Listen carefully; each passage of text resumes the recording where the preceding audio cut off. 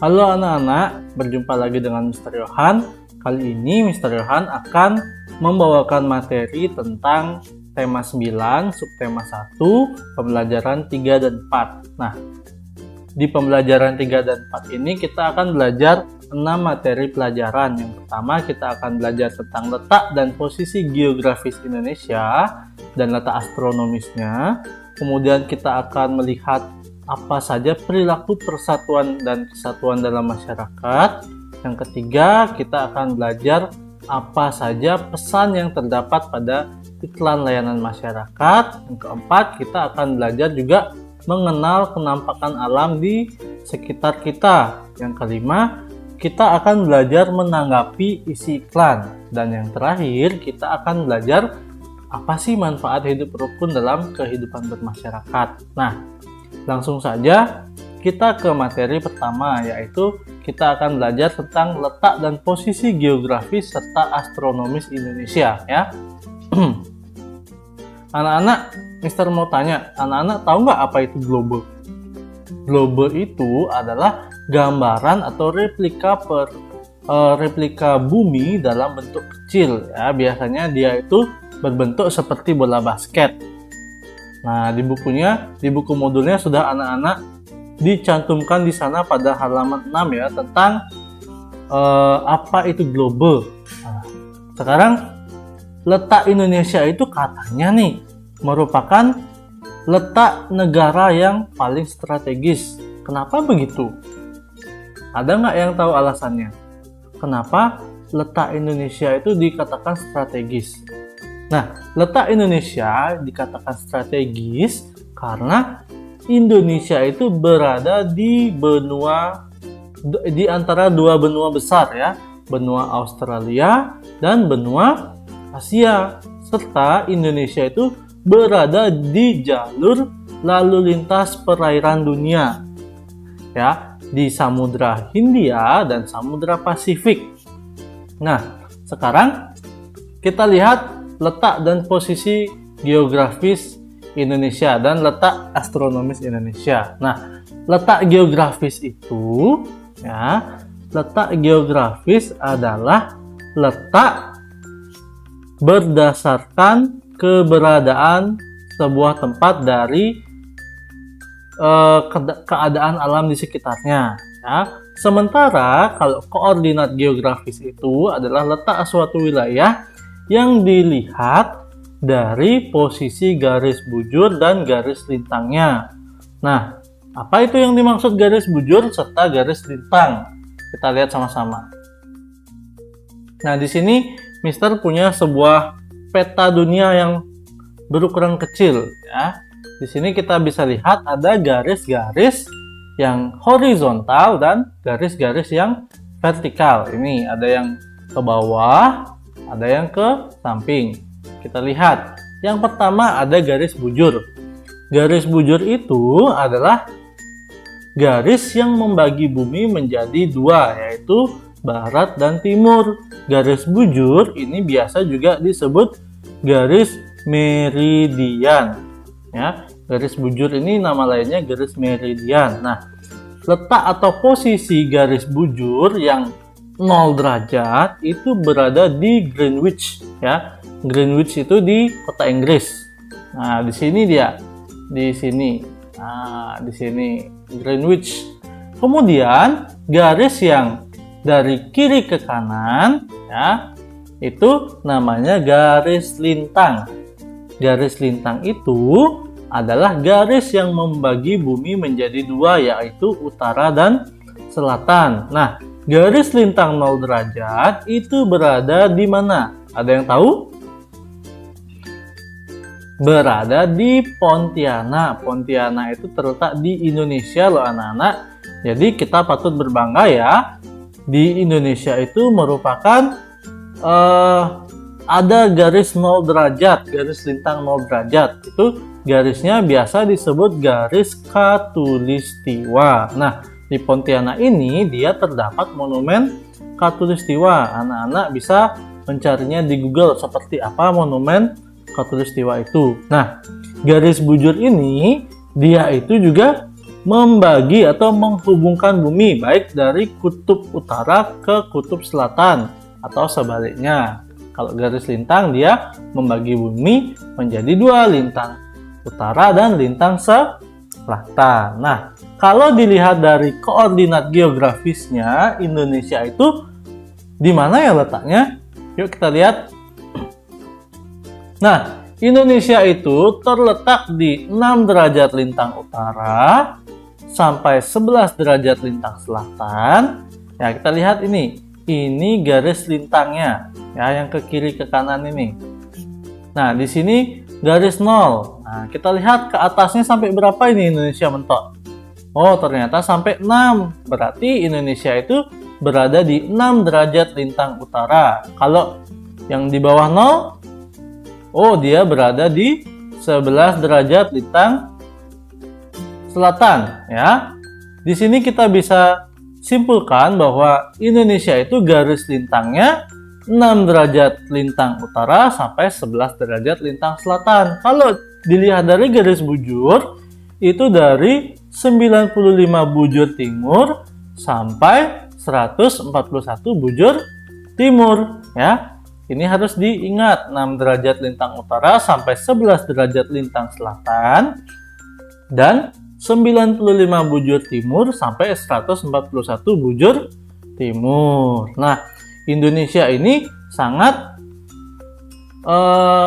strategis ya anak-anak jika dilihat dari garis-garis yang membatasinya, seperti Mister bilang tadi itu.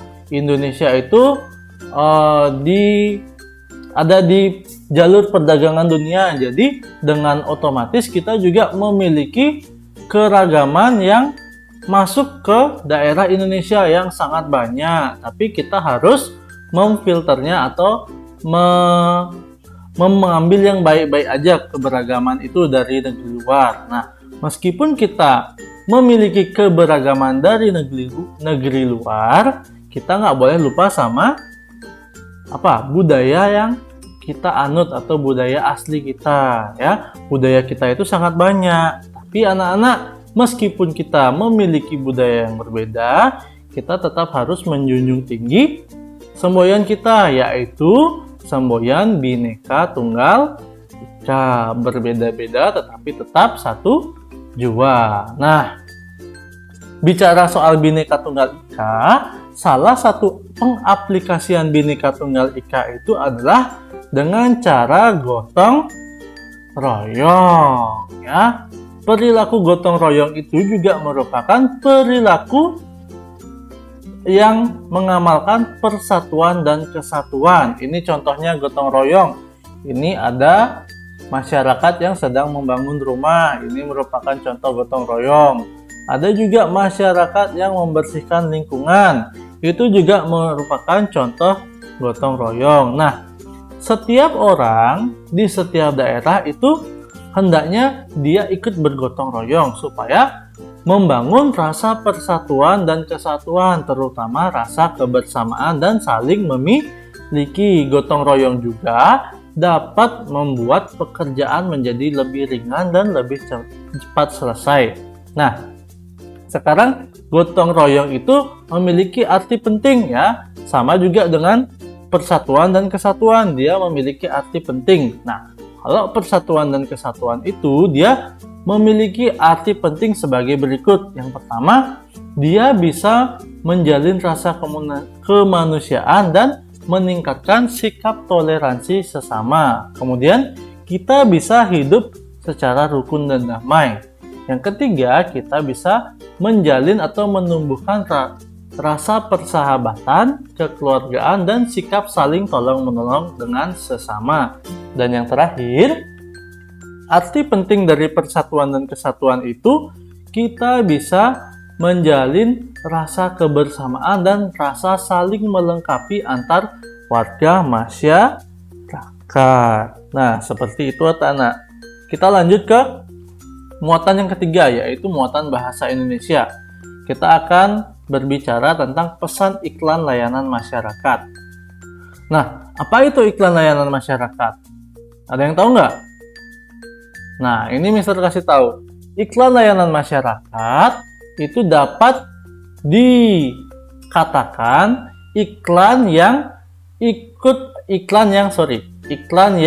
memuat ajakan untuk meningkatkan pengetahuan dan kepedulian masyarakat mengenai sesuatu yang diinginkan atau sesuatu yang baik. Nah, contoh iklan layanan masyarakat ini kita bisa lihat di sini. Nah, di gambar laptop ini kita bisa lihat iklannya, jaga diri dan keluarga Anda dari virus corona atau COVID-19. Gunakan masker bila batuk atau tutup mulut dengan lengan atas bagian dalam. Nah, ini merupakan suatu iklan layanan masyarakat. Contoh iklan layanan masyarakat yang lain itu adalah membuang sampah di tempat sampah. Jangan membuang sampah di got. Nah, itu bukan termasuk iklan layanan masyarakat. Nah, ciri-ciri dari iklan layanan masyarakat itu adalah yang pertama, dia itu nggak ada sifatnya komersil atau ingin mencari keuntungan. Terus materi iklannya itu bersifat umum, ya. Terus diperuntukannya ini untuk semua lapisan masyarakat, baik anak kecil, remaja, usia lanjut maupun usia produktif. Kemudian yang keempat, iklan ini biasanya diajukan oleh suatu organisasi yang memiliki lisensi atau organisasi besar seperti Dinas Kesehatan, Dinas Lingkungan Hidup, Pemerintahan Kabupaten, dan lainnya. Kemudian, yang terakhir, ciri dari iklan layanan masyarakat itu adalah memiliki dampak yang positif serta untuk kepentingan bersama. Seperti itu ya anak-anak, ciri-ciri iklan layanan masyarakat. Yang keempat, kita belajar tentang muatan IPS, yaitu kenampakan alam di sekitar kita. Nah, kenampakan alam itu adalah bagian permukaan bumi yang dibentuk oleh peristiwa alam. Jadi, munculnya kenampakan itu didasarkan oleh peristiwa alam. Nah, kenampakan atau bentang alam di permukaan bumi itu dibagi jadi dua, ya. Ada yang daratan, ada yang lautan atau perairan. Nah, kita cari yang daratan dulu. Nah, kenampakan alam di daratan itu dibagi menjadi 7. Yang pertama itu ada gunung. Ya, gunung itu adalah kenampakan alam yang memiliki ketinggian di atas 600 mil dari permukaan laut. Ya, contohnya Gunung Agung. Terus pegunungan itu adalah deretan dari gunung-gunung. Pegunungan contohnya Pegunungan Jayawijaya di Irian Jaya.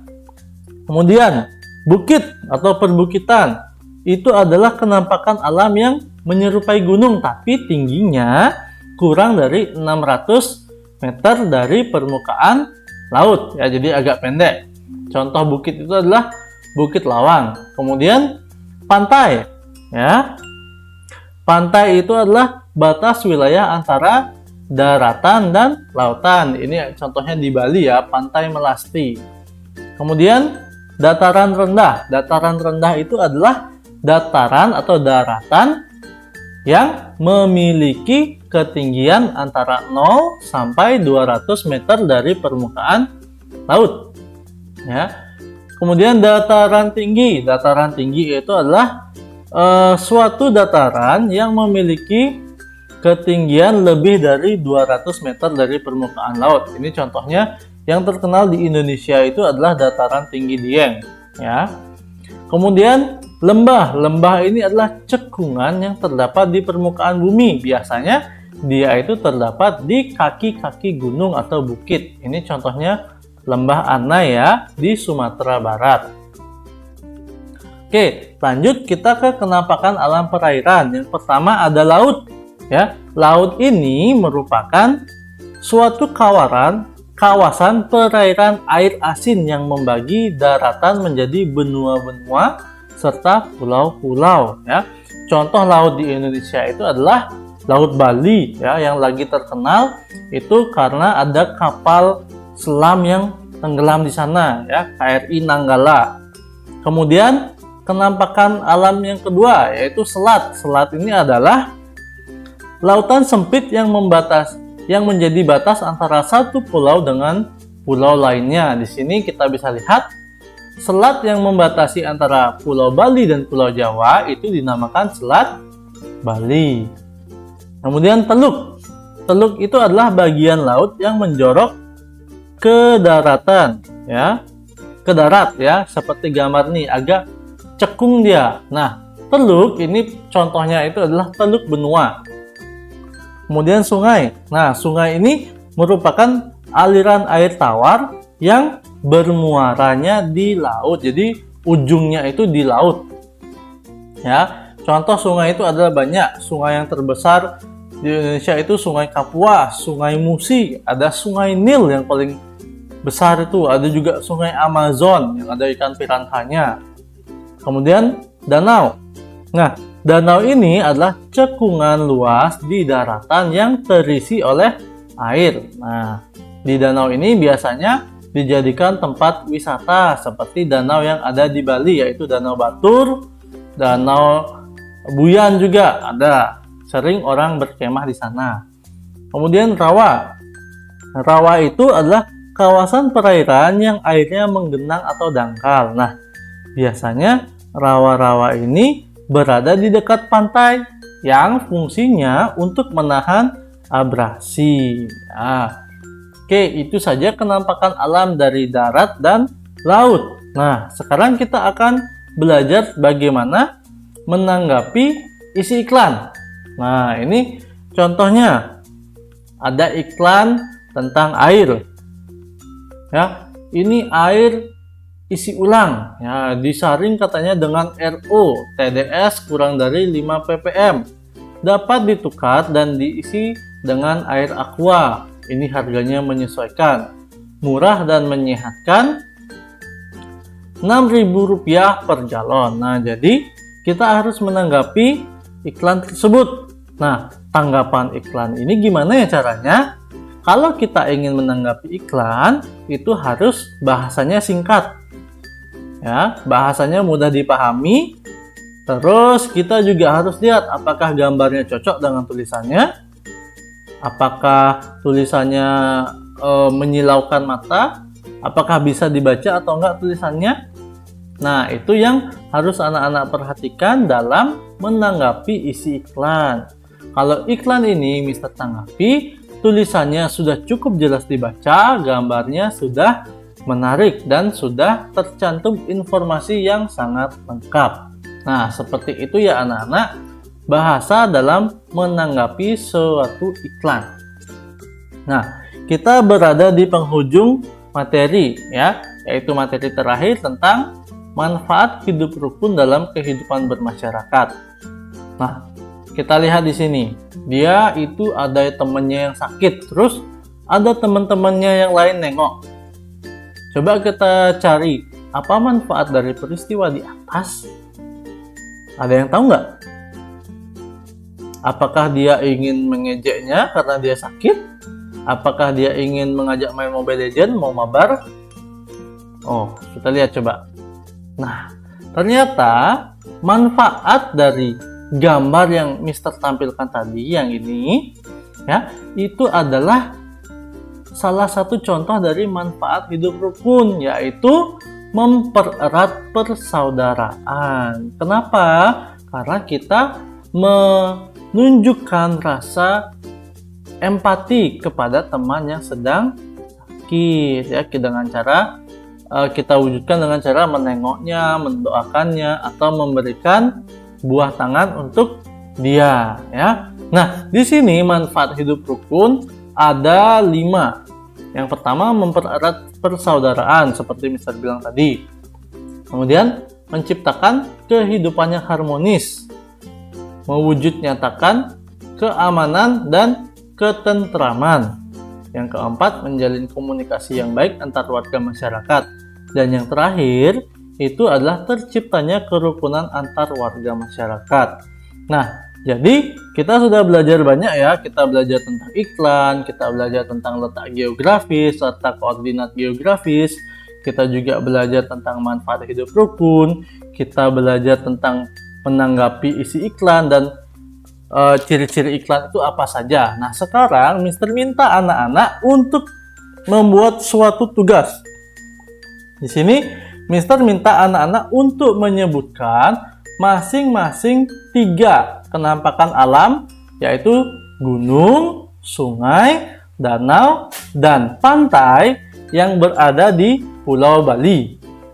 Contoh, gunungnya 3, sungainya 3, danaunya 3, pantainya 3. Ya, itu dibuat di buku PS. Kemudian kirim ke Miss dan Mister. Kalau 5A kirim ke Mister Yohan, 5B kirim ke Miss Maria. Oke, cukup sekian saja penjelasan video di pembelajaran 3 dan 4. Mister harap anak-anak bisa memahami dengan baik. Ya, jika ada pertanyaan, tanyakan langsung ke Mister dan Miss Maria.